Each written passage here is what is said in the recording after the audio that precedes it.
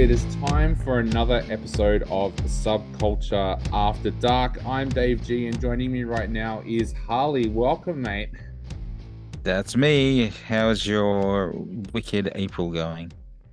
Um, Busy. It has been absolutely crazy with the amount of things that's been going on. Of course, we've had some huge metal shows and alternative shows over the last couple of weeks. Here in Australia, bands like Helmet touring. Of course, the World is a Vampire Festival tour as well with the Smashing Pumpkins, Jane's Addiction, Amyl and the Sniffers. And it feels like there's a lot of stuff being released at the moment as well. So there's a lot of few things I can't actually talk about at the moment because I know that they're happening next week, but we can't talk about them because they haven't been announced. But there is so much Spoilers. heavy and alternative news going around at the moment. What about you, mate? How's your week been or fortnight been? Well, yeah, I know it's kind of weird between installments. It's like, when are we? It Yeah, just I know. suddenly pops up. But well, you look, it sounds like it's going to be a great time for our listeners. A lot of stuff coming up. Definitely. And we've got an amazing show this week. The guys from Don Broco are hitting Australia this week. So we've actually got Rob from the band on the phone to have a little bit of a chat about that tour, and he gives away some stuff about what they will actually be playing because there's a kind of a special surprise that they have for their Australian fans, and he let that slip during the interview. We also spoke to the guys from Soil who are coming here with Static X very, very soon, and we're praying we might be able to get an interview with Static X for you guys because that would be absolutely amazing. Our big one for this episode of Subculture After Dark, though, we've got Des from DevilDriver. They have got a brand new album coming out, and Des is going to talk us through it. And it was a pretty candid interview. I did not know that he almost passed away from when he had COVID, but he goes into great depth about talking about that and how that's changed things for him. So, yeah, well worth a listen if you're a DevilDriver fan. And we've also got the brand new track from Toby Peterson-Stewart. Now, you might say who? Well, if you know the Aussie alternative band called the Omnific, he is part of the Omnific, and he's gone out on his own and done a solo EP, which is out. So, or no, the EP is coming out. The first single is out. So we're going to chat to Toby about that brand new single as well. So it's a massive show, but I wanted to ask you about something. When you go to concerts, do you ever look at the venue and does that help you make up your mind whether you're going to go to that show or not? Hmm, good question. Um, I think I'm more interested in, who I'm going to see. So it's kind of like wherever it is, I'm going to go there. But I guess sometimes when it's a case of I know something's on and I go past, that's when I kind of look at the venue. I see all the people outside, then I look at the venue and think, is that a place I'd want to have that concert? Like from what I know of that venue, or yeah, it's more of an afterthought thing, really. Yeah. Why I asked that question is because I heard people for years saying about how much they hated Festival Hall. I always kind of liked Festival Hall because it kind of had that old kind of feel to it. You and I went and saw a show at Festival We Hall did, yeah. together. Yeah. But there's a new venue here in Melbourne, and I hope I don't get in trouble for saying this, but it's called it's called Pika, and it's down at Port Melbourne, but it has the worst parking, I think, of any music venue I've ever been to. But not only is the parking an issue, there's no real public transport to get you there either. I'd heard that the parking was pretty terrible. So I looked and thought, okay, how do I get there via tram or train? Well, there is none. The best that you can kind of do is kind of a shuttle bus and a public bus that runs about once an hour or something to the venue. But seriously, the parking there, the only way that you can park, I guess, if you get there a little bit late, is to and this is going to sound a little bit dodgy, but it's in an industrial park So you look for a factory that's closed for the night and you pull into their car park because it's really the only way that you're going to find a car park. But yeah, I don't know. Like I was talking to a friend about it after the Smashing Pumpkins gig there the other night, and he said to me, you know what, if I see a show is going to be there in future, I'm either going to Uber it or I'm going to look for other alternatives. He actually said to me, it would probably be better to get a flight to the Gold Coast and go and watch them on the Gold Coast or Brisbane because or a band or whatever band's going to be playing there, because he said at least you get a bit of a holiday out of it at the same time. So it's going to be a bit of a Yeah. problem when someone is willing to fly interstate to go to a gig rather than go in their hometown. But yeah, it's That interesting. is a weird situation. Like, yeah, for for a venue like that, you would have to make sure there is something, not just parking, but you'd want to be near transport. So that's a really weird situation. That could be a little bit damaging to the business, I reckon. Yeah, because the venue itself is absolutely fantastic. It's an old factory that's been converted into a performance space. And that is amazing. Like that kind of when I was standing in there the other night, I was thinking, well, this is like the underground clubs that you kind of hear about like in LA and stuff like that, where in the early days of alternative and metal music, bands couldn't get gigs in clubs, so they would go and go to a factory or somewhere like that and play it. It's a great venue, but yeah, just the car parking and stuff like that is a real issue. So and I'm wondering whether that's going to like force some artists not to want to perform there as well. Like if they start to hear, because there was a lot of negative stuff said online, and we now know that uh Festival Hall is changing hands again. So there's a possibility that bands might not be scared of Hillsong anymore and be able to go and play at Festival Hall again. So yeah, I don't know. Like it was just something that popped into my mind when I was reading all the like negativity, because the show itself was absolutely amazing. You'll hear that in a moment. We're going to talk the Smashing Pumpkins show, and that was absolutely amazing. But yeah, just the parking. We got so lucky. We were driving around for a while and we were doing the do we do what everyone says that we should do? Do we just pull into a car park at a factory and park there and hope that someone doesn't come back and tow the car? And just as we went around the corner, we saw a factory worker leaving a car park and pulling out of a street car park. So we grabbed that. But yeah, we got there pretty early. There was like thousands of people coming in after us. So I've got absolutely no idea where they parked. Yeah, maybe they just said, "We'll all get out. You go look for a park," and then that poor person never got to see the show. Yeah, exactly. Well, look, we should jump into it though. As I said, we are going to review the Smashing Pumpkins show in a moment. So let's kick it off with one of the highlights of their gig the other night. Here is a bit of a classic Smashing Pumpkins track. It's Cherub Rock.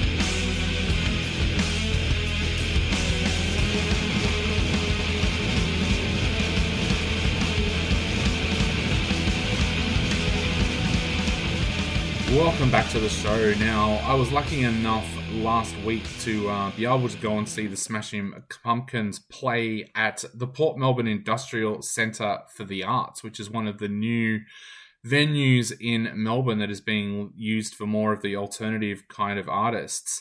Now, I have to admit, I have been a big fan of the Smashing Pumpkins ever since I was a teenager, and I'd actually started to deal with the fact that I thought I would never ever see them play live again in Australia. But they were back last week and they did an absolutely fantastic job with their set. I've got to say, I really, really enjoyed it. Now, the venue itself is a kind of interesting venue. If you are going there to see a show, I highly recommend that you either try to get there really early and find a car park, or rely on the shuttle buses, because it is a pretty difficult place to try and find parking. It doesn't have a lot of parking for the venue itself. It is in the middle of an industrial centre.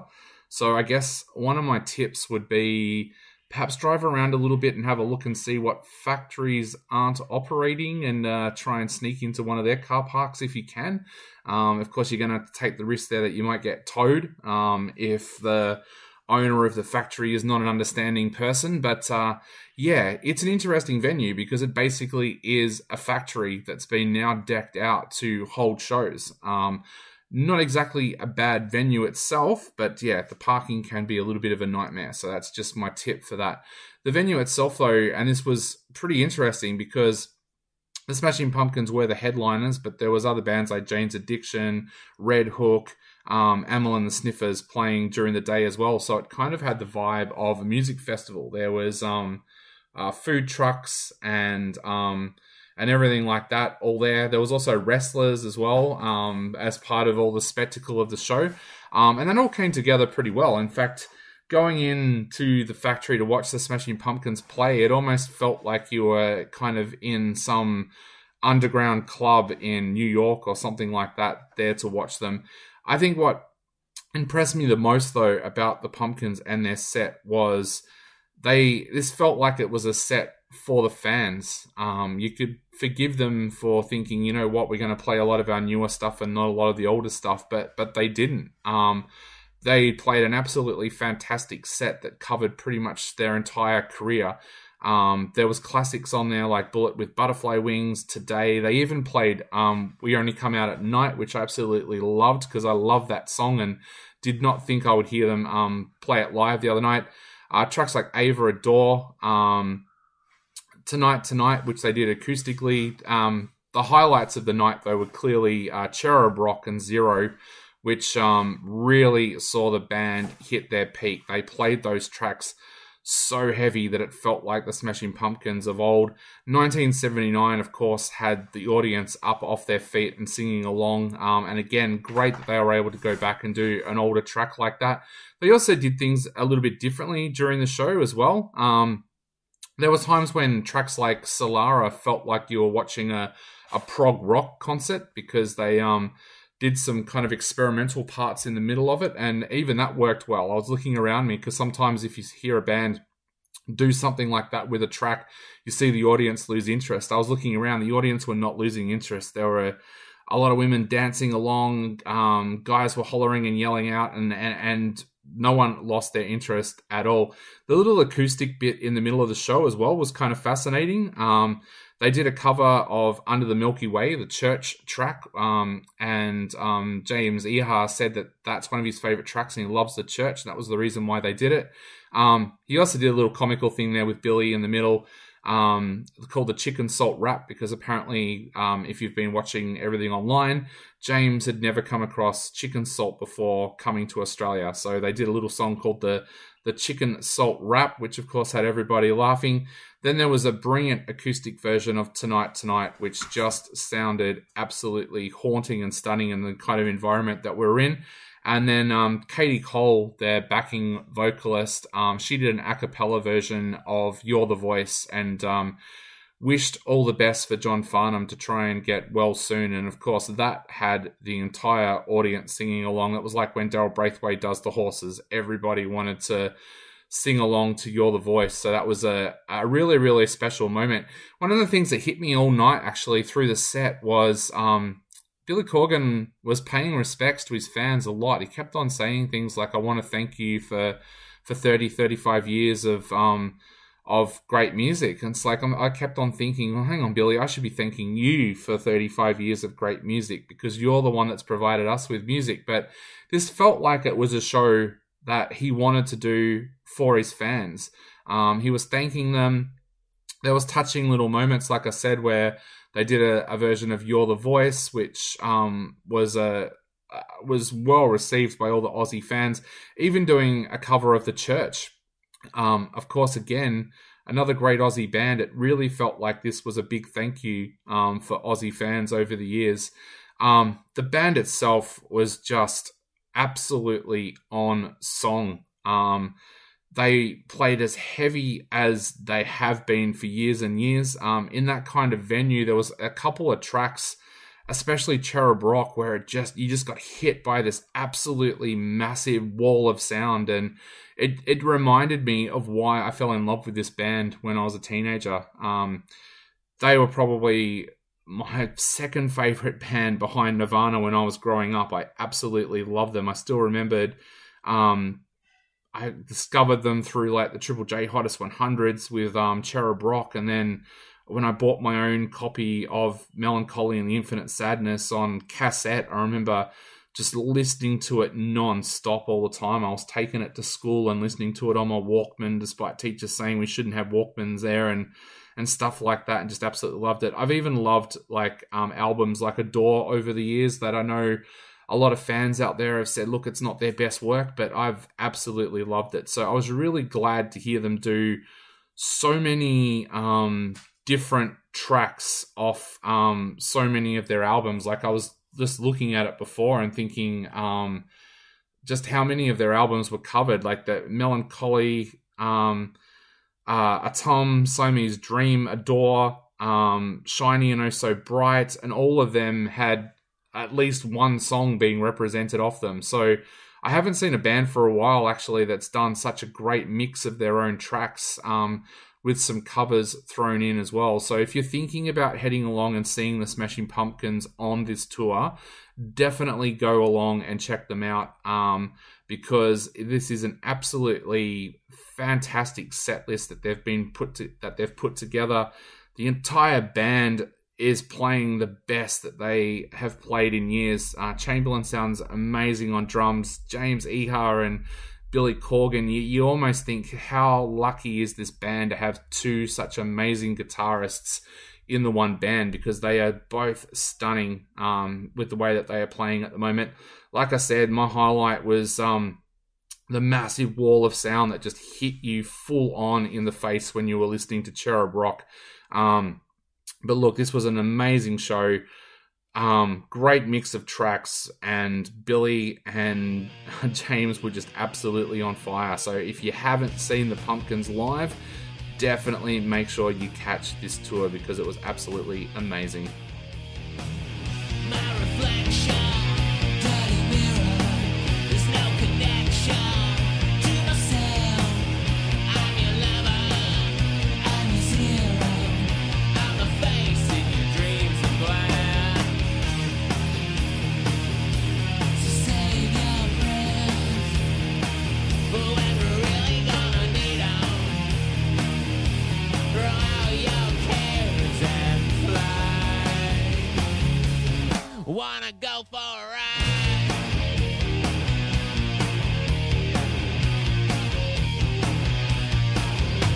She's the one for me. She's all I really need. Oh yeah, she's the one for me.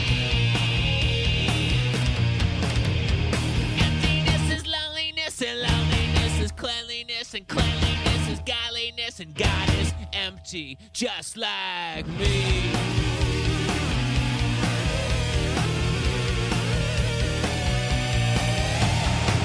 Intoxicated with the madness, I'm in love with my sadness. Fucking fakers, enchanted kingdoms, the fashion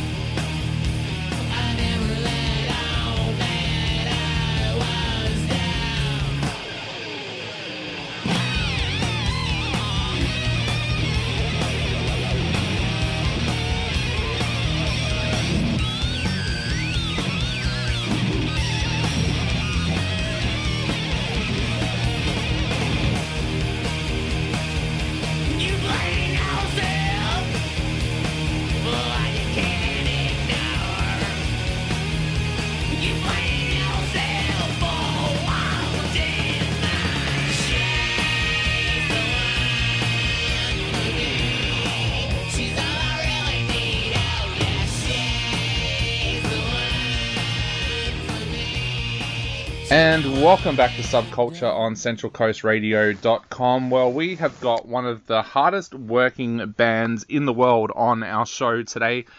I'm talking about Don Broco, who of course are about to jump into their Australian tour after two very big tours that they've been doing overseas as well. So we'll talk about that. But to tell us a little bit about these great shows that are coming up in Melbourne, Sydney and Brisbane, welcome to the program, Rob. Hey, how's it going? Thanks for having me. How's it going your end? Really good. So just that perfect time of the year with the nice weather and everything like that. But mate, you guys have been so busy over the past few months. Tell us a little bit about what that has been like for you.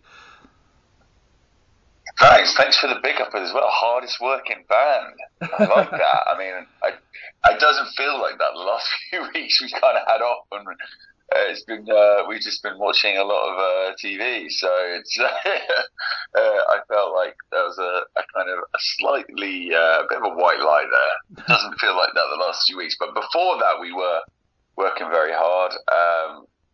I mean, just a lot of touring really.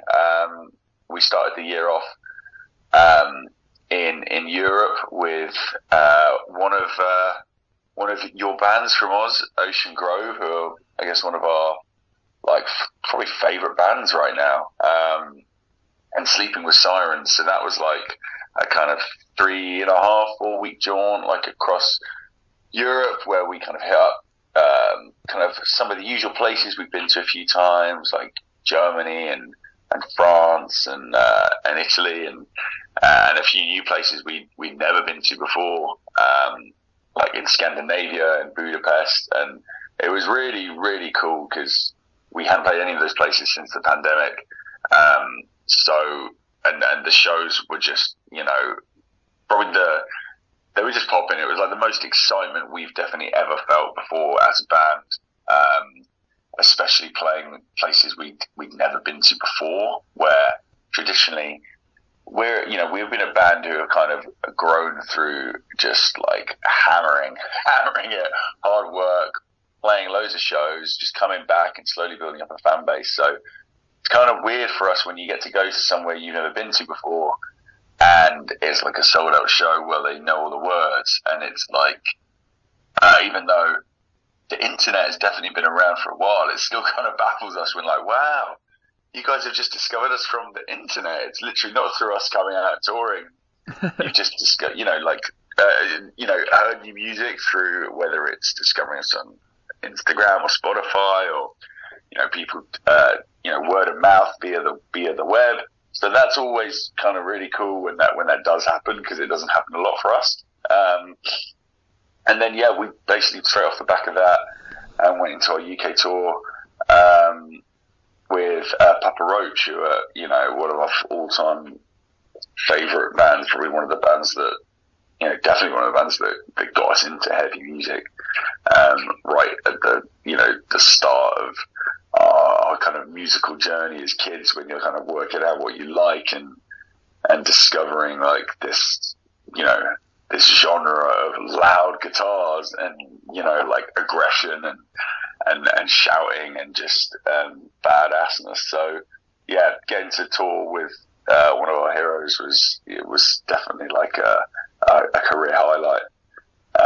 And now, you've had a few weeks off, and then, Australia week after next, I believe now, Yeah. What's that like? Like you said, Papa Roach is one of those bands that so many of people of our generation looked up to and helped us get into heavy music. Did you find yourself kind of starstruck with them backstage, or how did you find that experience? I think we would have, because I don't usually get like in general starstruck by band celebrities or anyone like that, unless I was a fan. So they could have been that, but they're so nice. Like, they're literally the nicest, most down-to-earth dudes you could ever meet. So,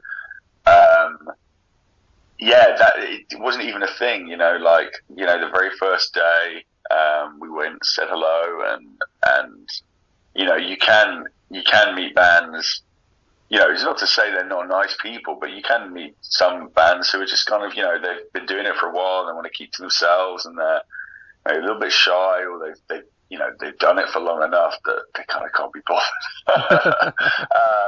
And I respect that. Everyone is, you get tired, but these guys, Papa Roach, are not that band. They're like, they've got such, just like this warm energy about them. They're just really friendly dudes. They love music. They love still doing their jobs, touring, playing shows. So it's like there's just real positive energy every time you meet them backstage. And, honestly, like, I can't think of a bad band to tour with just for, like, the vibes. Like, it's just so good. Yeah, you mentioned before, too, it sounds like you get very excited when you get to play somewhere that you've never played before. Do you kind of change your set list for those shows because they are places where people haven't been able to come and see you play live before? Do you change your set list a little bit to match that? Sometimes a little bit, yeah. I mean, yeah, throughout the European tour, we were kind of mixing up the set, and, it's kind of weird for us now, having 4 albums under our belt. We were having to make, like, sometimes really annoying choices where you can't play all the songs you want to. Otherwise, you'd be there for, just hours and hours and hours. So, yeah, we're probably more likely to, if we're playing somewhere completely brand new, we're kind of more likely to, like, play just, like, more singles and the obvious hits, because we've been in those positions where we've seen bands that usually at festivals, like massive bands, where, I remember being disappointed when I'm like, man, this is the first chance I've got to see this band. Like, you're really excited for, like, what you think would be an obvious song they play, and they don't. So we try and put ourselves in, like, the shoes of fans who would be feeling that. And then, when we get to go places a few more times, we're then more likely to mix it up, because people would have seen us, play those songs before. Let's give them something different. But yeah, so it was kind of cool mixing the setup in Europe, and then the UK. We kind of we kind of solidified. They were like the more high pressure, bigger shows, and we were like, we want to know what we're doing going in, and not just like pull something out on the fly we haven't played for in a few years and forget how to play it mid-song. So we kept it a bit more straight up. Away from the stage as well, do you find that kind of exciting when you're in a city that you've never been in before to get out and do a little bit of exploring, or did you not have much time for that on this tour? On the European run, it kind of sucked because, the shows were great, apart from, for me, for 2 of them, because, about half of us got ill. We all, like, within the first week, we just, you're like coldy and fluey, and it's probably something you'd fight off pretty quick if you were at home, because you're on the road and you're playing shows every night. Your body just takes a little while to do it. So the whole day was like, my mentality is, look, the show is the most important thing. Like, I'm not going to go tire myself out looking around somewhere and then jeopardize the show.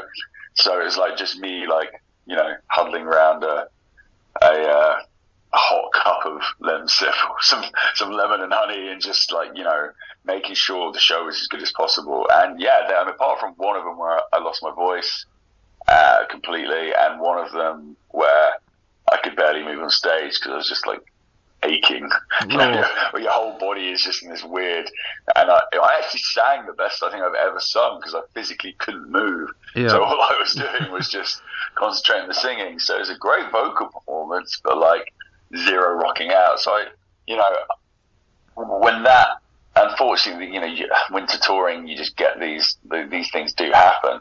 So we didn't do as much exploring as we would have, and it's a shame, because as a band, that's one of our favorite things to do. We're like, I hope we never get jaded and get bored of, like, that kind of that side of being on the road, because, like, exploring new places, getting to, like, again, I love, we love, like, good food recommendations, trying anything. We're just a sucker for any, like, local favorite. You know, someone's like, "Man, you got to try this burger," or whatever. You know, it might be something you've had a million times before, but you know, we love being those guys to like try the local places, getting to like explore the nightlife if you can, and just like, you know, everything about it. That, you know, we're definitely like, we try to, you know, turn it as much into little holidays you can, because you can't really take it for granted getting to do this as a job where you get to explore places. Like if you're just sat inside the venue all day, it's kind of like, what's the point? So I'm stoked to come out to Australia a few days early actually, and explore Melbourne, because the last time we were in Australia, the Melbourne show was jam-packed in the middle of the others, and just like the way the timings worked out is we flew in for the show, went straight to the venue, sound checked, got some food like literally like 3 doors down from the venue, played the show and flew straight off. And like all we saw was one street, and you know, we've heard some amazing. So many Australians just big up Melbourne so hard. Where are you guys based? I'm biased. I live just out of Melbourne, so yeah, I'm a Melbourne boy. So completely biased, but I mean, I feel like a lot of people around from other parts of Australia as well. I mean, and as someone who, you know, from obviously not from Australia, when I kind of think of Australia, I think of more of the kind of the Sunshine Coast, the Gold Coast, the more, I guess, like obvious holiday destinations. And I guess that's probably like more of a tourist thing as well. They're more like, that's a holiday place, but as an actual city to live and all the stuff to do, you know, everyone says Melbourne is the one. So I'm excited to actually spend a few days there before the tour. Fingers crossed if my visa comes through in time, and get out and actually, get to do some stuff before, because unfortunately this time we have to kind of jet back straight away to go to our next tour in the States, so we don't have time at the end of it. And yeah, last time when we had a bit of time, we like did a few days in Sydney, which was awesome. I think with Melbourne, we've got a very unique culture. We've got this kind of thing where Melbourne is the heart of Australia's music and theatre and arts community, but it's also, strangely enough, the sporting capital of Australia as well. So it's kind of got this weird culture where it's got a real mix of art, theatre, music, and sport all rolled into one. Yeah, well, that's perfect, really. I guess that's kind of, it's without being the capital, it's kind of your London then, because that's London. There's just so much stuff going on, and that's, you know, I kind of moved a few years ago now, and it's like I barely scratched the surface of all the, you know, the cool stuff there is to do, and there is that energy when that's around you. You do feel, you know, that compared to say living in a slightly out of town place, which I've done before, and you're like, you know, you can't help feeling like this is such a slower pace of life, a bit more relaxed, and that's nice too. But yeah, I'm all for doing a million things and like soaking up, you know, cool shit. So yeah, I think I'll have a good time in Melbourne. And let's be honest, our capital city here in Australia, Canberra, it was only a city that was manufactured because the government at that time didn't want to have to pick between Melbourne and Sydney.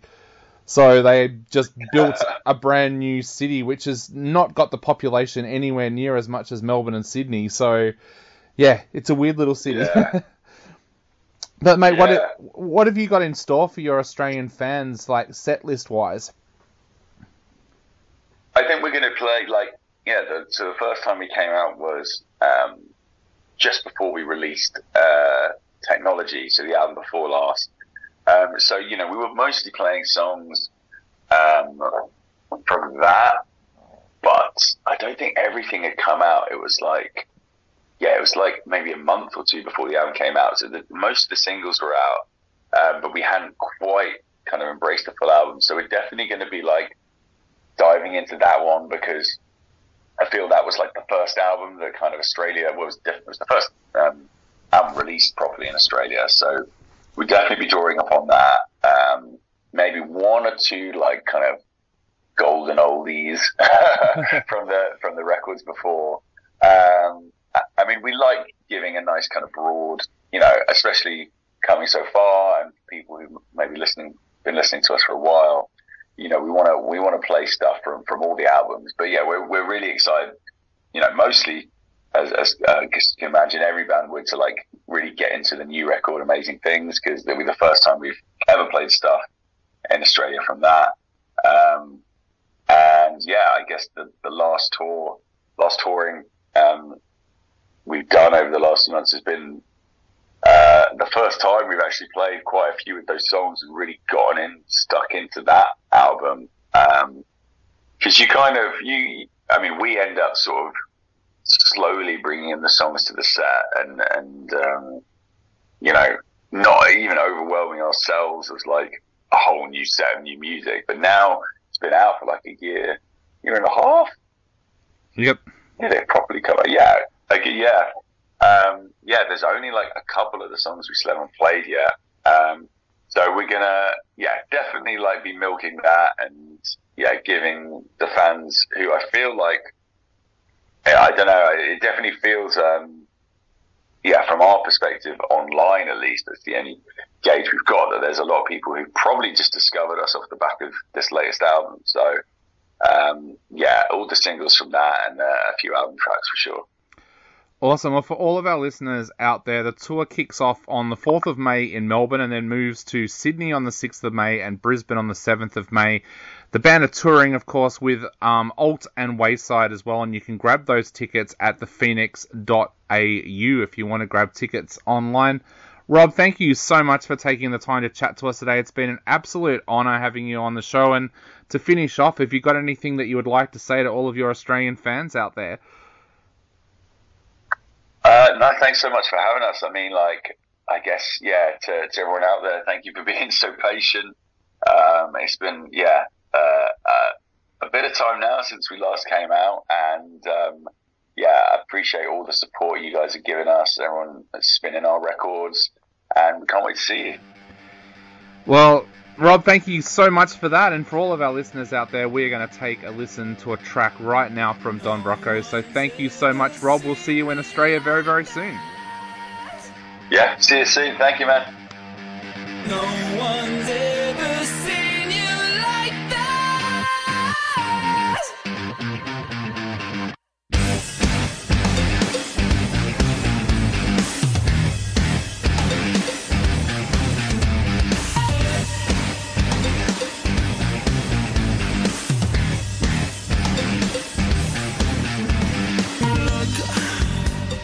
Luck ran out and lost the love. It run me down, stop being fun. So don't come round, don't go waste your time, waste my time. Get me out of bed, I'll be lying here. Come be asked to be there for a friend, be there for a friend. Something ain't done lately, haven't seen you lately. Oh, we know shit's not right, shit's not right. No one's ever seen me like that. No one's ever seen you like that. Everybody,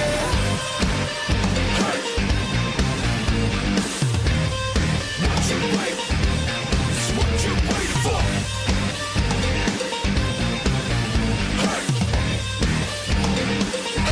Everybody, TV shows done with it. The festival's done with it.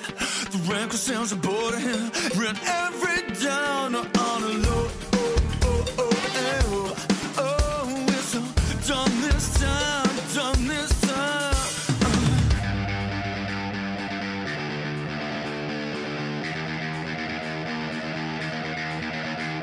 Swerved to miss that man, time you crashed the van. Bust the windscreen, almost broke your hand. Cost you $5,000. You've been acting crazy, I've been acting shady. Oh, we are fucked this time, fucked this time. Swerved to miss the man, time you crashed the van. Bust the windscreen, almost broke your hand. Cost you $5,000. You've been acting crazy, I've been acting shady.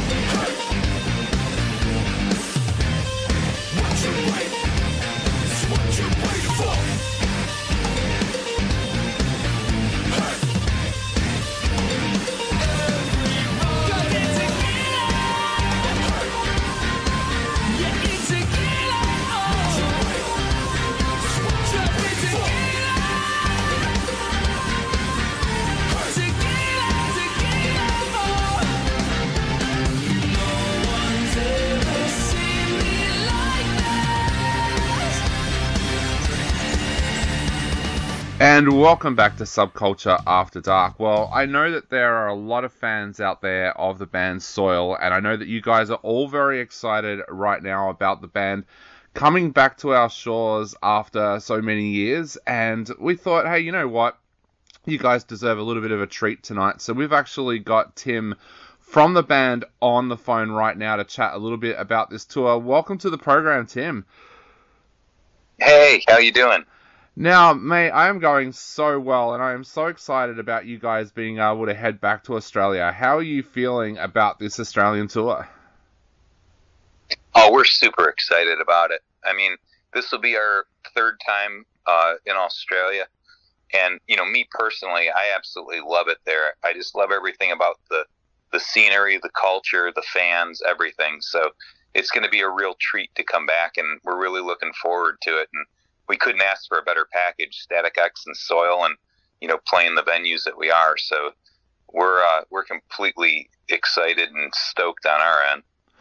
Now, of course, Tim, you are one of the original members of the band, and the band over the years have seen lineup changes and so much stuff. But how does it feel for the band now to feel like it's in a really secure place? You're coming off the back of an album that your fans have absolutely loved. How does it feel being a member of Soil right now?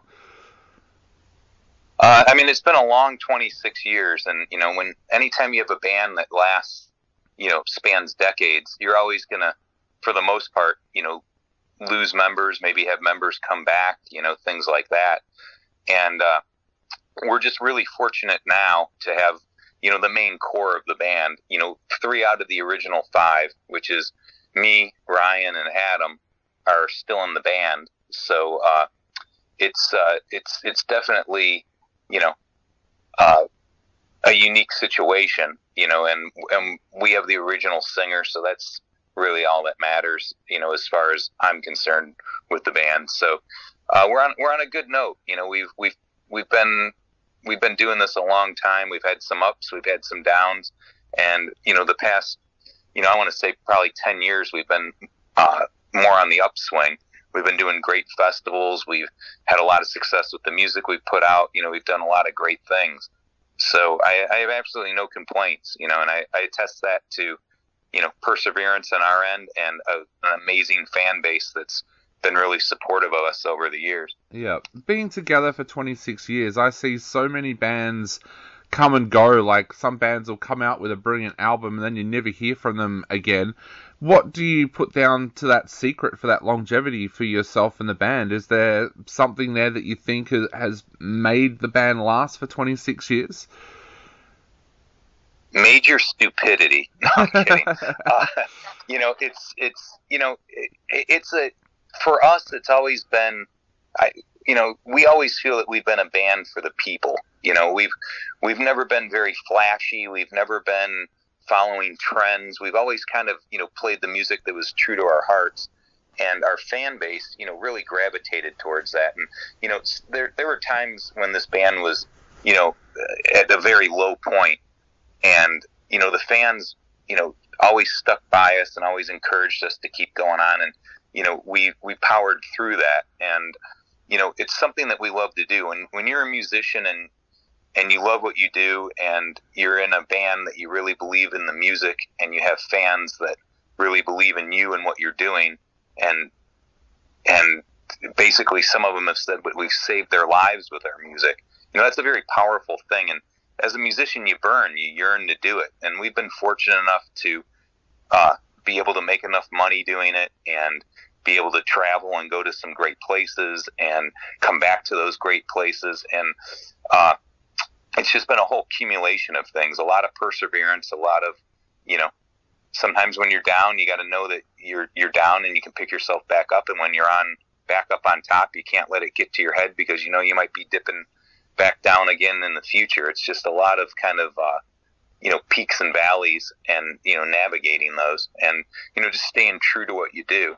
And the other thing that really helps is, we all get along as people and we're all still friends. It's not one of those bands where everybody's traveling in a separate, vehicle or, we just talk to each other when we see each other on stage. I mean, we're going out to lunch and dinner with each other, having laughs, making fun of things and, stuff like that. So we kind of still have that band gang mentality. It's not one of those bands where it's like people can't stand each other and they're just tolerating each other.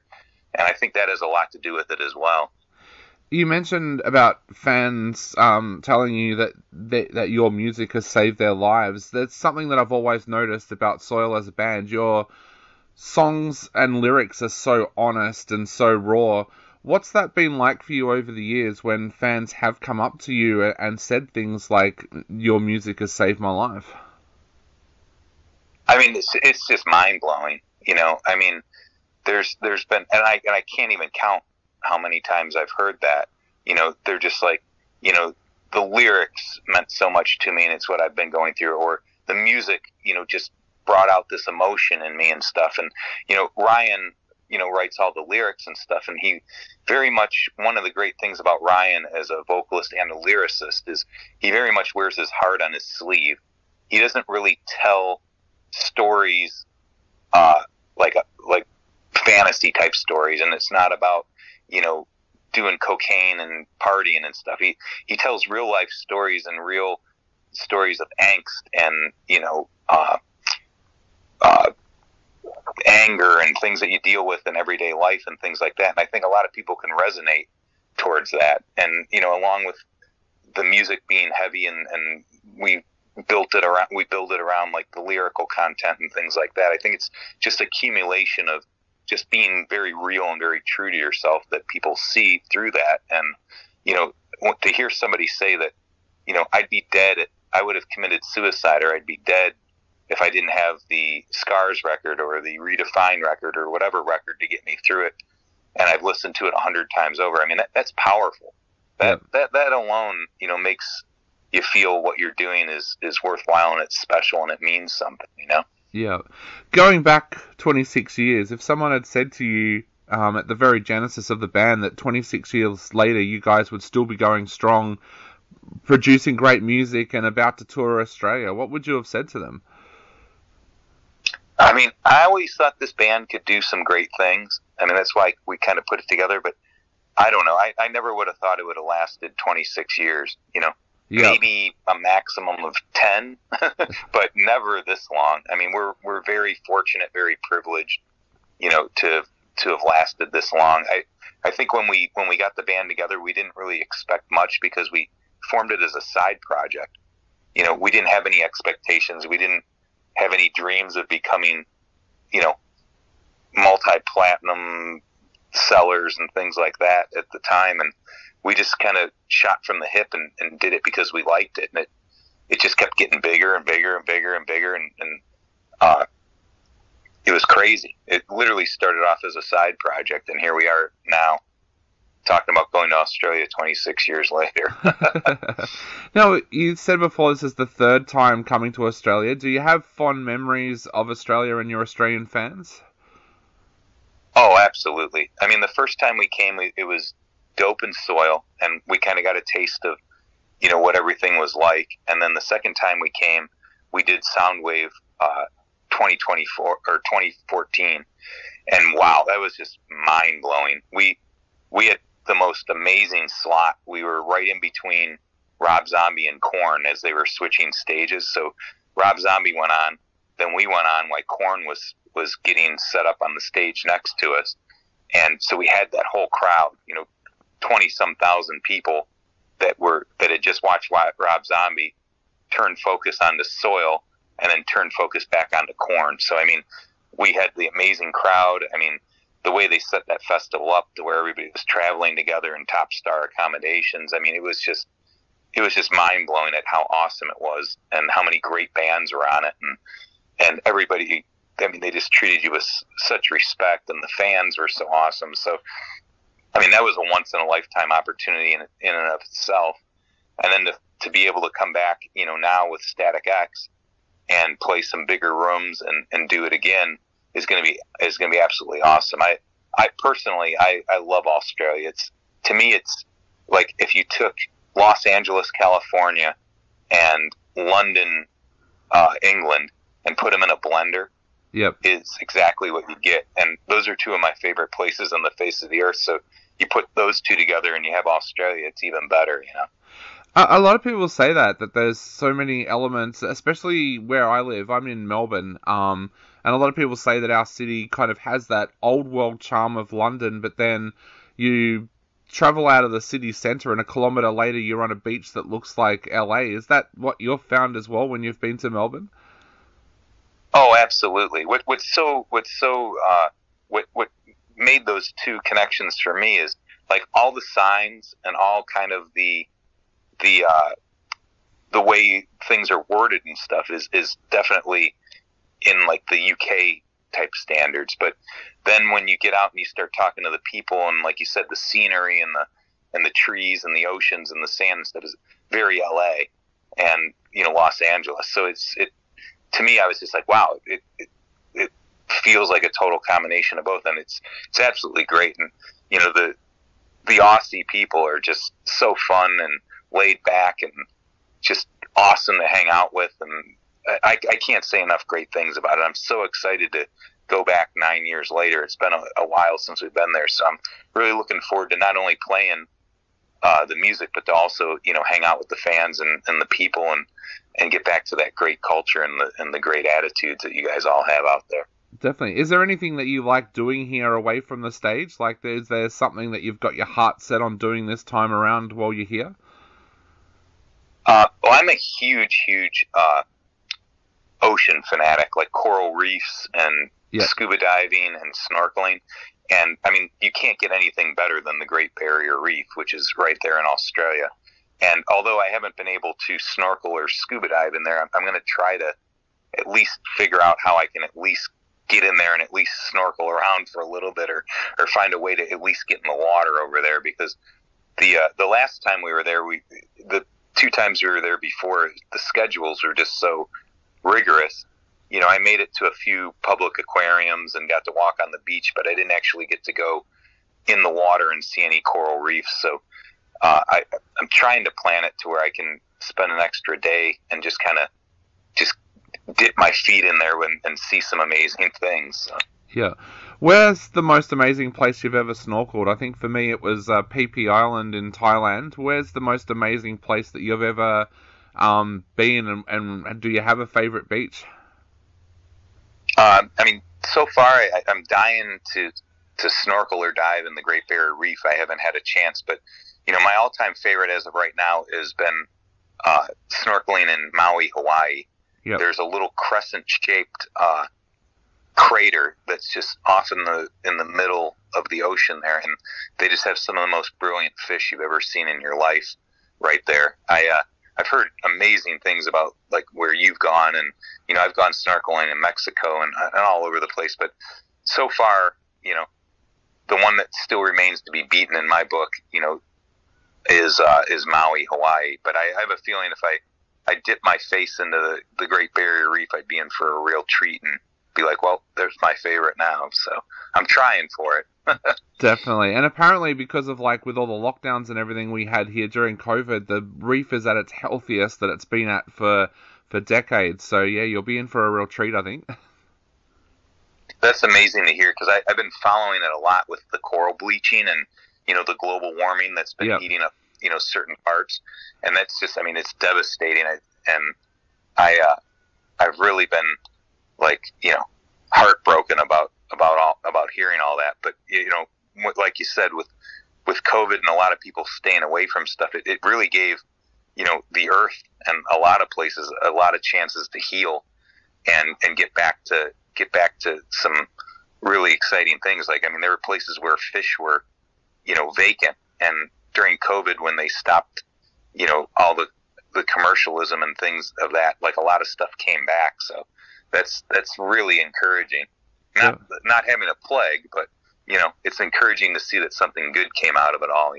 Definitely. Well, Tim, I know we are running out of time very, very quickly, and you've got other interviews to get to. So to wrap up, what would you like to say to people out there who are thinking about heading along to check you guys out on this tour? I just want to say you're in store for an amazing show with Static X, first and foremost. They have such amazing things. They're at the top of their game. I mean, they're at the absolute height of their career right now. So definitely don't miss that. Soil, we are going to be playing all songs off our album Scars, our most popular record. So the Soil fans are for a real treat for that, because we're going to play songs, like a couple of the songs we've never played live before, a couple of the songs we haven't played live in 20 years. So you're going to be getting all Scars, all tour, and that's going to be something pretty special too for the fans.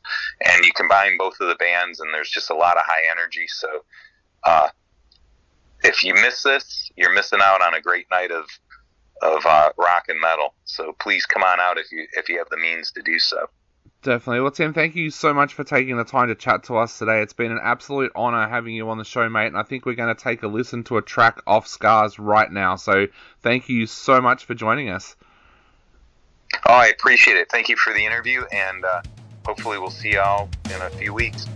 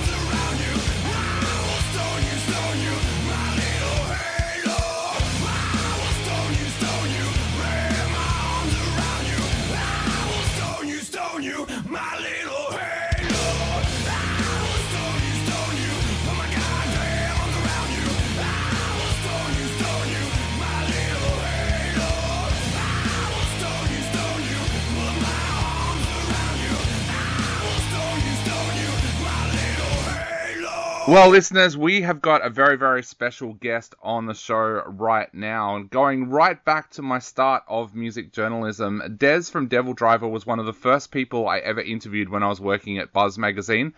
Now we've got him on the phone again today to chat a little bit about this brand new album that is coming out, Volume 2 of Dealing with Demons. Des, welcome to the program. Thank you very much for having me, man. I appreciate it. Looking forward to releasing this record, and been doing interviews all day with Australia, which is awesome. Mate, you have such a great love affair with Australia. So many Aussie people out there know and love your music. Have you been aware over the years of that love affair with Australia? I mean, for me, it's the same way, and for my guitar player, Mike, it's the same way. He's a surfer. I'm a surfer. Like, we have a great time when we come down there, but I think that developed over hard work. And us keep coming down there with different bands and playing, sound waves and stuff like that. The one time that I really noticed it was, I don't want to say a few years ago, but during the last sound wave that we played and we released a record, we woke up that morning and we were number 9 in the country and Kanye West was behind us. And I said to myself, what is going on? And so, yeah, there's definitely something that's solidified between us and Australia. Not only that, when we come over, we tend to take Australian bands with us, local bands or what have you. We allow them to open, and I think that's just another part and parcel to being part of what the Australian culture is musically, So I'm very thankful. I'm grateful for that relationship, Definitely. Now, Dealing with Demons Volume 1 became a very important album for a lot of people here in Australia as well. It came out when we were in the middle of some of the strictest COVID lockdowns in the world, and for a lot of people, they found solace in listening to that album. Was that something that you were aware of at that time as well? Well, I was told many times, hey, this is not a good business move to release right now. Everybody's locked away. And I said, are you kidding me? Isn't this when people need music? I mean, this is all I do 24 hours a day is listen to music. I'm not a media guy. I don't sit down and watch TV for 5 hours a night. I listen to tunes all day long. I collect vinyl. I know every band that's from punk rock to goth to psychobilly to metal. I said, this is the time to give people music. And it fared well for the record. It came out in the United States right behind Lamb of God and Testament, I think number 3, number 4 over the course of the year. It debuted very high everywhere else. So I proved people wrong that people wanted to pick up music. But not only that, here's what I feel good about. The fact that I gave people music when you were locked in your house and when you needed metal the most or when you needed something new the most, a new movie, a new anything to do, we gave it to them. I'm really proud of that fact, man. And I think it was a great record to give because Dealing with Demons 1, Dealing with Demons 2 is actually dealing with the different demons that we all deal with as humans. Doesn't matter if you're a grocery store worker or you're a singer of a band. We all deal with the same things, right? The person that stabs you in the back, the temptation around you. There's so many demons, right? I mean, I got sober in 2016 off of alcohol. That's a demon. There's so many things to talk about. So I think it was good to drop this record at that time. And for people who don't know, Volume 1, Volume 2 is very ambitious. Anybody in a band who wants to do a double record, it's extremely ambitious. These records were supposed to drop back to back, year after year, 1 year apart, and they did not. There's several reasons to that. So now dropping this thing in 2023, when I'm healthy and I'm out and I'm touring, feels great. And the reception to this record, now that people are actually hearing it, because it sat on ice for 2 years, which is a difficult thing for an artist to do. It's like painting a painting and not saying anything to your friends for 2 years. So like just keeping it locked away. And 2 years from now, they all come over from dinner and they're like, oh, by the way, check this out. I did this 2 years ago. And they're like, what? So, sharing this thing now, I think is appropriate. And it's just, it's been getting overwhelming praise, which, is fantastic. And I'm very humbled by. Des, you talked about bringing out a double album being such an ambitious thing. Take us back to 2018. I think that was when you first announced that you had 40-something tracks to go. What was that songwriting process like? Like, was there something in your life at that moment that just made you become such a prolific songwriter at that time? I said to myself and the rest of the band, this is the time for the double record. You want to do a lot of things before you take a slow walk from this life, right? And when I mean this life, I mean actually touring, making music. Double record is one of them. The recording process works just like this. Hey, we're making a double record. I want to keep this thing short, 38 minutes at most per record. They're meant to be listened back to back. I don't want them long, and I want them all killer, no filler. So we have to overwrite, and we certainly did. When it came time to sequencing, we threw a lot of stuff out, and to make sure that this thing was volatile and visceral and all the words that you want to hear along heavy metal, but also deep and different. And the sequencing came about by listening to the songs and by democracy, really. The only one thing that I put my foot down on is actually what song is going to open the record. I've always, my whole career since 1994, kind of dictated what song will open a record. After that, it's everybody's free-for-all, go ahead and sequence. And I think the writing process was like, hey, bring some songs. Oh, that's great. Let me put some lyrics. That's great. Let's get in a room. Let's jam. Okay, this is working. And we knew we were on to something after the first 4 or 5 songs, but then after that, it really carried over. And I actually said to my band, too, look, we're going to leave 15, 20 songs on the table probably, and we're never coming back to these. And I never want you to revisit these riffs, and you'll never hear me revisit these lyrics either. Okay? Let's pick it out. Let's make it. Let's compile it. And let's make it right. And here's the fact why. And you're going to probably agree with me. I think the listeners will agree to me. Definitely. Yeah. I could name several bands, many bands actually, that go make a double record, and the second record is all B-sides and leftovers. And you can plainly hear it. The conviction is not there. The songs are not up to par. And it's certainly not what I wanted. And in fact, when we were releasing Dealing with Demons 1, I said in the press, if you remember, I personally like Dealing with Demons 2 better.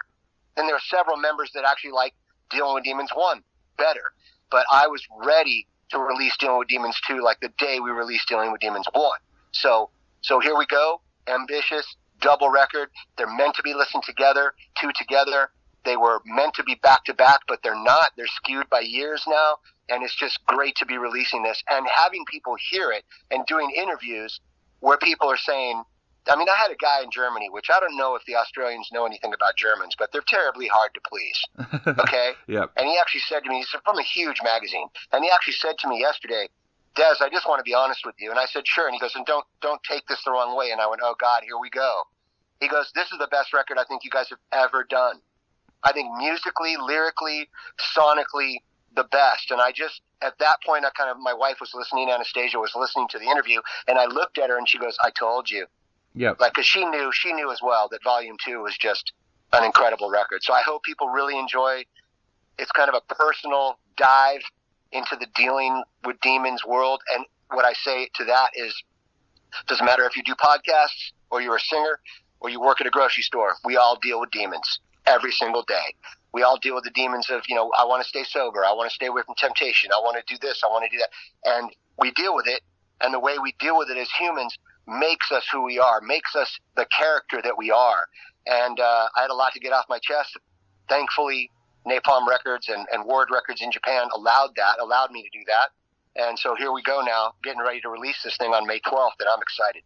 Des, because of the personal nature of these tracks, like you said, they are so personal, talking about dealing with demons. Did that make it harder for you guys to leave those 10, 15 tracks on the table when you were working out the final cuts of Volume 1 and Volume 2? What's great about this band is we all listen to each other. I said, when we start this process, realize when we get to the end, there's going to be 15, 20 tracks that you're never going to be able to revisit again. Everybody raised their hand and said, yep, you're right. Yeah. And I said, okay, let's go. And it's a great venture when everybody's on the same boat. And everybody was on the same pirate ship when I raised my hand and said, we're going to do a double record. We're going to work very hard for this. And I'm going to make sure that this is all killer, no filler. And if these were my last 2 records of my lifetime, these would stand the test of time. I think I am so proud of the musicians that played behind me on this record. That it's incredible to release it at this time right now and hear the feedback, to be honest with you. Definitely. Look, I love both albums. I think both albums are absolutely brilliant. I was surprised that you said before that you kind of favor Volume 2. What is it about Volume 2 that you favor that little bit more? I don't know. I mean, look, I favor Volume 1 because of the fact we took a chance and did a song like Wishing, and that's how the sequencing begins. I said, where is Wishing going to go, which is a very Sisters of Mercy, Bauhausy, gothy kind of tune. Most brands that are metal brands keep themselves like Coca-Cola. They wouldn't even dare to do something like that. Their fans would leave them in droves. So when I said to the band, what are we going to do? Where are we going to put Wishing? And Mike said, I want it on Volume 1. It's my favorite track. My wife said, it's my favorite track. And I said, okay, now let's sequence the songs around that. And what I found out is when I got to Volume 2, when I got to the sequencing, and everybody else is in the band sequencing, I just said to myself, this thing is the way to end a volume 1, volume 2. It's not that I like either one of them different. Look, I have 3 sons. I love them all the same. But every once in a while, you want to take that one kid somewhere else with you, you know, come on, get in the car, let's go. You know, it's just, this is the way that it goes, you know, and it's just, it's that way with dealing with demons too. There's something to it that says, if this was the last thing I ever did on earth, I could back it and be in my grave easily. And I think every piece of art that anyone makes, whether you're a painter or you're a sculptor or you're a singer, you need to think that way with the art that you put out. Definitely. Now, what's the plans for touring with these albums? Are you hoping to do a couple of shows at least where you might be able to play all of the tracks off both albums, or what are your plans there, especially considering that, like you said before, the idea was to keep these albums short? That probably lends to being able to play both of them back-to-back live really, really well. Is that something that you're planning? Right. So eventually we will play these records back-to-back. We will do a live stream for the world. Do I think I'll take it on tour? I'm not sure. But will we do a live stream with production and put it out for everyone to see? Yes, we will. Definitely. Or put it on video? Yes, we will. 100%. 100%. You know, you just got to watch yourself, right? There's a lot of fans that have come on 20 years ago. They want to hear the songs from the first and second record, third record, fourth record. And, you know, I always look at, you know, Metallica, let's say, right? I always look at like a Metallica show. It's like for me, there's way too many, this is back in a year, maybe 3 years ago, too many new songs in the set. So I tend to watch out, you know. Every record gets 1 to 2 tracks put in the set. That being said, I want to play this thing in its entirety. It's meant to be played in its entirety. Will we tour on it? I'm not sure. We will see. Yeah. Des, I'm sure over the years you've had a lot of people talk to you about the fact that your music personally speaks to them, and I know that's definitely been the case for me over the years with both Coal Chamber and DevilDriver. Because of the personal nature of these 2 albums, are you prepared for more people to come up to you and say, hey mate, this album got me through a really tough time, or I know what you were talking about on this album? Are you prepared for that? I don't think there's anything better as an artist. I really don't think there's anything better. I think people connect with me because my lyrics are real. They're street. I wish I could write about dragons, but I've never seen one.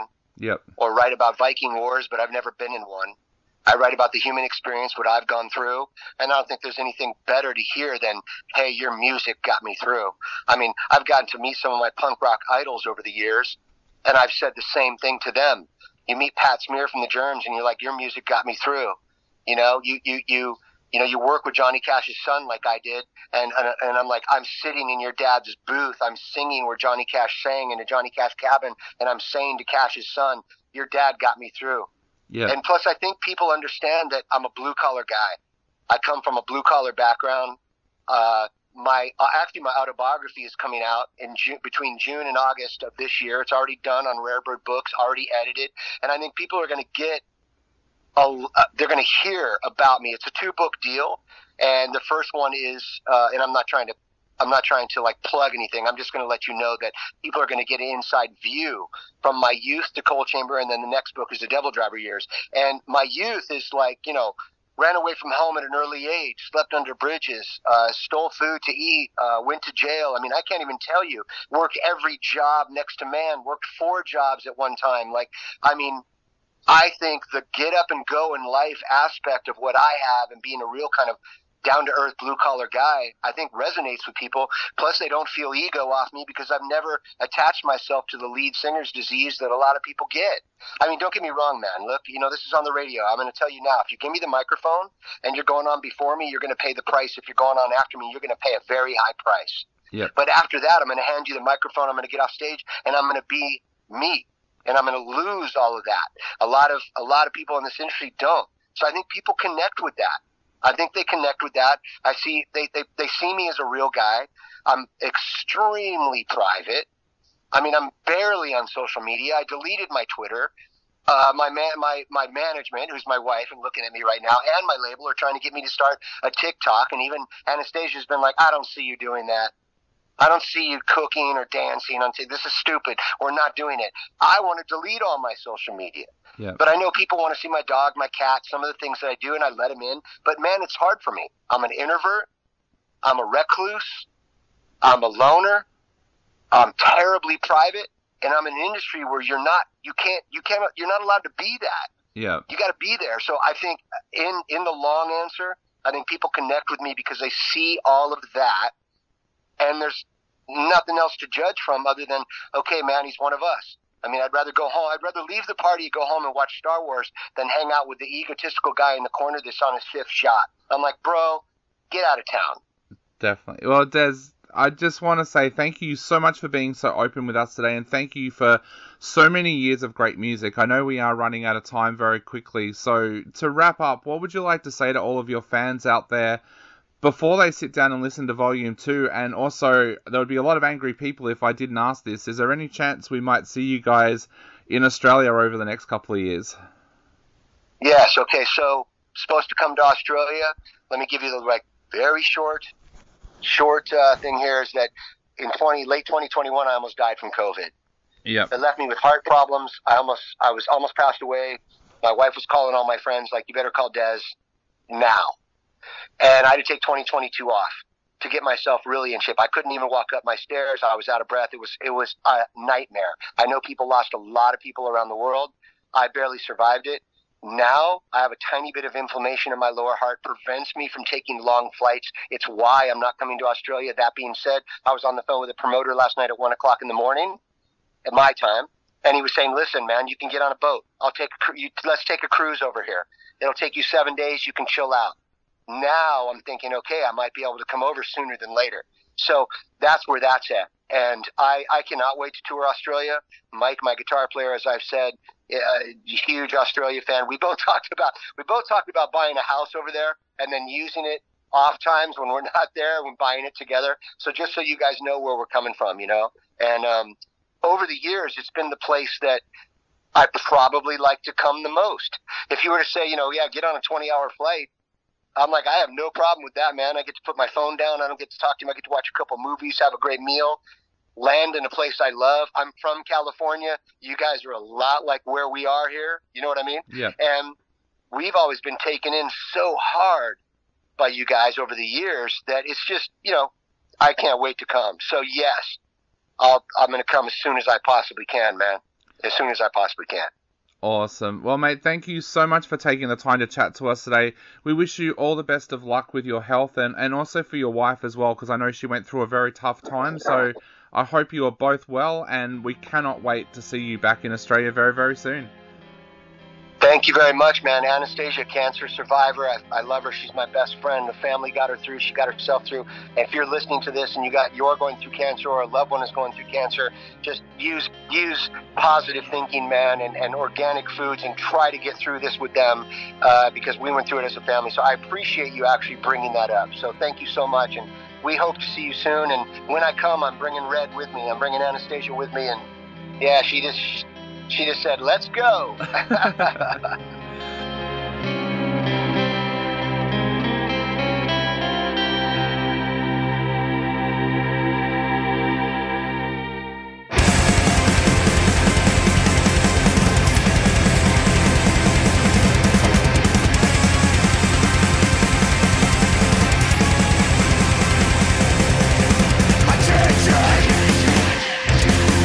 You're seeking,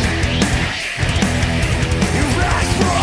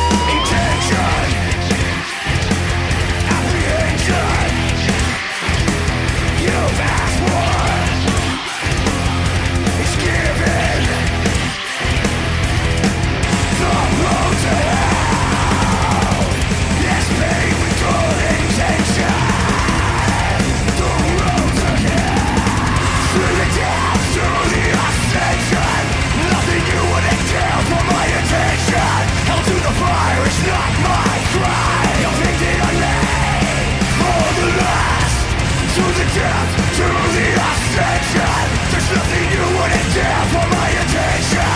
Hell to the fire is not my crime. You painted on me for the last. The raven calls your name. This life is taken away. Beneath Orion's light, the galaxies of God unite. The raven calls your name. This life is taken away.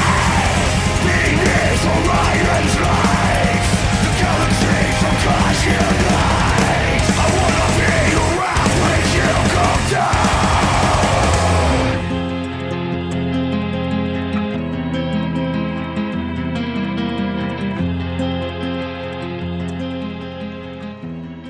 Well, listeners, welcome back to Subculture. We have got a very, very special guest that we're about to get on the show right now because we're about to play the brand new single, Endless, from a person that I'm sure needs no introduction to many of you, but Toby Peterson-Stewart has got this amazing brand new EP coming out, and this single is absolutely amazing. We're going to play it just in a moment, but we thought we'd actually get Toby on the phone tonight to chat a little bit about where this track came from. Toby, welcome to the program, mate.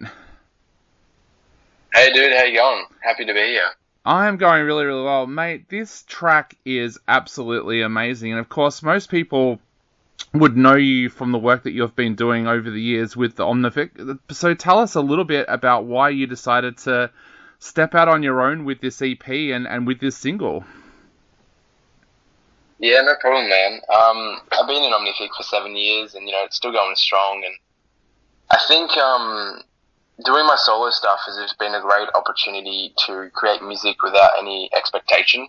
And being in Omnific for 7 years, my compositions have just naturally gravitated towards being a lot of bass. Because before I joined Omnific, I was always a bass player, but my music did have a lot more guitar back then when I was doing demos. But that's just how it comes out. That's just how I perceive compositions at the moment, from my work over the years. And it's just a really great space to write stuff. This song with Jacob, Endless, we didn't really go into it with a huge expectation of we have to get this off the bat, but we did anyway. Like, it was the first idea we bounced off each other. But yeah, my solo music I just have found it's just a great opportunity to just explore sounds and create art in that kind of way.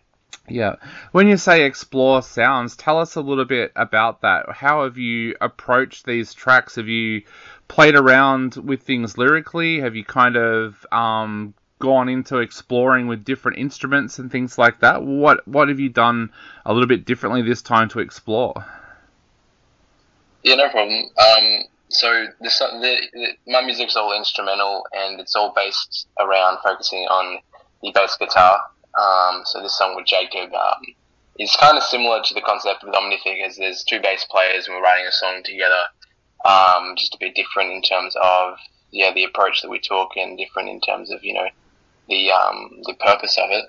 But it's really just exploring kind of what can come out, because in instrumental music you can kind of have any section be any section, and you can in any kind of genre you can bounce around from structures quite a bit, but trying to narrow down on where a song goes based on a bass line pretty much all the time. You can introduce melodies or harmonies and that kind of thing. You can really you can drive yourself crazy with the limitless amount of opportunities that you can take compositionally. But I think just exploring things without the expectation is just it's just nice. I wouldn't say it's anything that's like we're trying to go into like these untraveled paths before, but a space where it's able to be explored in whatever way that is, with whatever you're feeling as you're writing that. I was going to ask that. What inspires you to write? Is it the feelings that you're going through at that time? Is it things that you're reading or watching at that time? What actually inspires you to sit down and write music? Yeah, so it's interesting. This also comes back to why I did do my solo music. Last year, my mum passed away really suddenly, and found that the first thing that I came back to naturally was just writing music, and it just was there, and it just has always been there for like 14 years since I started playing, and I just always come back to that, and I just always need to be creating and need to be making something, not because you need to be chasing this this not fame, but you can't really get that in instrumental music, but this kind of not trying to chase this industry kind of thing, just trying to chase this feeling of exploring that and expressing, and more recently, since all that has happened, trying to write music more in the moment about what you are feeling it is more beneficial to you and the music itself, because you can try and write something that you want to be sick, because I think that kind of can always be, especially in metal, it's kind of like you can try and go into writing a song and you just like, I just want this to be really sick, and that's kind of that's kind of all you're thinking about, but you're not thinking about how you're feeling. You could be feeling like anxious or like sad or really happy and really excited. Probably those last two emotions are probably better for fast-paced metal music, but if you kind of try and listen to yourself for a second, then you can kind of just explore that, and it'll probably end being a bit more authentic, and it'll just probably just resonate more and resonate with others more as well. So, yeah. One of the things I found really interesting was that you said that this track kind of started from you and Jacob sending riffs and that to each other. Tell us a little bit about that process. Like, how does that work with the two of you? Did you, like, you said you came up with the original riff and then sent it to Jacob. How does that work? Does he then say, hey, I've got something that might go with that, or how does that process work? Yeah, so in the modern day, lots of, bedroom musicians can record themselves. So I recorded some stuff in Pro Tools, 2 riffs, and sent them to him all the way in the US. And, we had chats and stuff about where we wanted to take it. But basically, for this song, I just sent him those 2 riffs, and I was like, what do you reckon? Do you think this has legs? What do you, and he's like, yeah, I'll sit down with it, in the next few days and see what comes out from his end. And then he ended up writing the next section, and then that inspired me to write the next section after that, and then it kind of just unfolded like that after 2 or 3 times of us doing that, and then that was basically it. It's really great when it kind of works like that, when you can bring something out in someone else and they can also bring something out in you, which I think definitely happened in this song, because we couldn't have written this individually on our own. Like, it's such a collaborative inspiration of each other. Alan's keyboards adds a real atmosphere to this track as well. What were your thoughts when you first heard his work on the track as well? Yeah, I actually didn't give him any direction. He just went for it. And I was like, yeah, this sounds great. Usually I am a bit more picky about, how I want the picture to sound, but he just added his own element and it turned out sounding great. So that was actually super easy. Just a great musician, great ear, and just worked. Yeah. Now that the EP is called Break a Leg and it is out on Friday, May 19th for all of our listeners out there, tell us a little bit about what else people can expect to hear on this EP. Yeah, no worries. A lot more bass. A lot more of me just playing bass and thumping and clapping and doing some solos. If that's your thing, then that's what you're gonna get out of it. So there's just one more song that will be released with this 3-track EP. So there's 2 out already. So you'll be expecting one more song and different kind of sounds in that one. Definitely. And what's your hope for when the EP comes out, Toby? Are you hoping to play a couple of solo shows, or is that not something that you're even thinking about? My solo stuff, I probably won't be playing any shows, not anywhere in the near future, but I'll actually be over in Europe with my band when this EP comes out, so I'll probably just be moving on to the next thing, and, once it's out, it's everybody's to listen to. It's kind of not mine anymore, it's everybody's, because I've been working on this for a while, and, that's kind of how it feels when you release something. It doesn't become yours anymore, it's everybody's. Yeah. It's yours, but yeah, man. Yeah, no shows for now. Yeah, well, mate, this is an absolutely brilliant single. I cannot wait to play it right now on our show. So what would you like to say to everybody out there before they take a listen to Endless? I hope you like bass, and I appreciate y'all for listening. Well, this is it, everybody. This is Endless by Toby Peterson-Stewart, featuring Jacob Umansky. Toby, thank you so much for taking the time to chat to us today. It's been an absolute honour having you on the show, and I can't wait to hear that next single that's coming out as well. Thanks, dude. I really appreciate you having me on.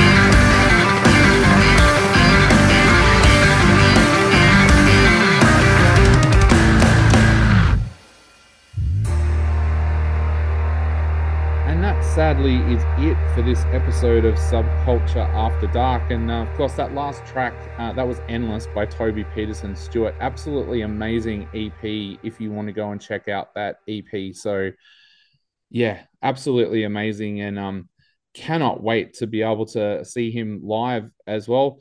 Mate, what have you got lined up over the next couple of weeks? At the moment, it's just working on these shows we do. But yeah, there might be a couple of other things coming up. But I tend to live things via last minute announcement. Yeah. So yeah, my days are a bit weird lately. Yeah. But yeah, before we go, I think we should remind people that yeah, we want to hear any local artists who want to get their music featured, and we still have that challenge out there of you know, record a cover of Barbie Girl or something else. Just find a song that is totally a different genre and do it in your best heavy cover.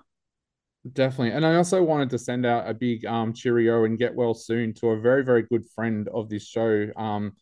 If you have been a heavy metal band or a journalist in this country, then you will know John Howarth, an absolutely amazing guy who's been a publicist for as long as I can remember here in Australia. He hasn't been very well just recently. So, John, we want to send you a great big virtual hug, mate. And we hope you get well soon and that we'll be able to see you at shows very, very soon because, yeah, I know you've been through a tough time and we hope you get better soon. And now, on the next episode, we can't announce anything yet, but we have got a ton of interviews that we're doing over the next couple of weeks. Some kind of underground bands from Europe. Got a couple of bands from Australia that we're hoping that we're going to be able to get onto the next episode as well. We've got a really, really big interview, hopefully next Monday, that we can't talk about at the moment because the band's album hasn't been announced. But we're hoping with my fingers are crossed, and I'm sure Harley's are crossed, that we will My be toes able as to. well. It's really funny. Like, we should explain it to everybody out there before we go. This is what happens when you do music journalism. Like, I did a bunch of recordings for our other show yesterday with Harley, and I kept on saying to him, "Oh, I've been promised an interview with DevilDriver, but we can't really announce it because these things can happen, like cancel at the last minute because the band's touring or anything can happen." So pretty much when you're doing a show like this, it's kind of fly by the seat of your pants. You're told that you're going to be doing an interview, but then it might not happen that night. So yeah, if we sound like we're being a bit vague, it's because, to be honest, we've got a whole bunch of stuff lined up for the next episode, but it's not set in concrete, and we don't want to get your hopes up. But yeah, fingers crossed. A very big band. We'll be making an announcement next week, I believe, and we'll be interviewing them on Monday, so they'll be on the next We could just do podcast. this every episode now. It's like, oh, there's something exciting next episode. We have no idea what, but there's something exciting. Exactly. And like, you can't even like really promise that you're going to review a gig because I had a friend a couple of weeks ago who was doing a radio show, and they finished off their show saying, "Oh, this is going to be absolutely awesome. Going out to see these three artists on the weekend at this festival that's on at a winery, and Monday morning we'll be able to talk about it." Literally 5 minutes after they got off air, the gig was cancelled because the headliner got sick. So then they had to come back to the studio on the Monday morning with their tails between their legs and go, "I know we promised a really big review, but it's not going to happen because the gig got cancelled." So yeah, we just don't want to get, So now let us imagine what it could have been like. yeah, we just don't want to get anybody's hopes up. But look, if you follow us on any of the social medias, especially Instagram, I'm normally pretty liberal at saying, "Hey, I just spoke to someone today." So yeah, unless it's under an embargo and I can't, normally I'll be like, "Yeah, I've just got off the phone and had a chat with someone." So yeah, probably follow us on Instagram if you want to get a little bit of a heads up of who's going to be on our podcast for the next fortnight. But yeah, I guess that is it for this episode. We are going to leave you with another classic track. As you heard in the interview when I was talking to Des, we spoke a little bit about Cold Chamber, and I do secretly hope one day that Cold Chamber get back together, even if it's just for a tour. So let's leave the episode tonight with Tyler's Song by Coal Chamber, one of my favorite tracks from them. Harley, thank you so much for joining us. It's been an absolute privilege working with you once again. And what would you like to say to everybody out there until we see them next time? Well, I know the pleasure was all yours, and keep rocking hard until you hear us again. All right, guys, follow us on socials. This has been Subculture After Dark, and this is Tyler's Song by Coal Chamber. If you get up but they strap you around, then just remember that I will always be there. When I say to you, Daddy loves you, understand. I'm out in the real world again. I'm trying. Raise your guard again. They don't give a damn. Raise your guard again. They don't give a damn. Raise your guard again. They don't give a damn. Raise your guard again. They don't give a damn. Give a damn. They don't give a damn. Give a damn. Don't compromise your ideas for anyone else. Respect your mom and always think of her first. When I say to you, Daddy loves you, understand.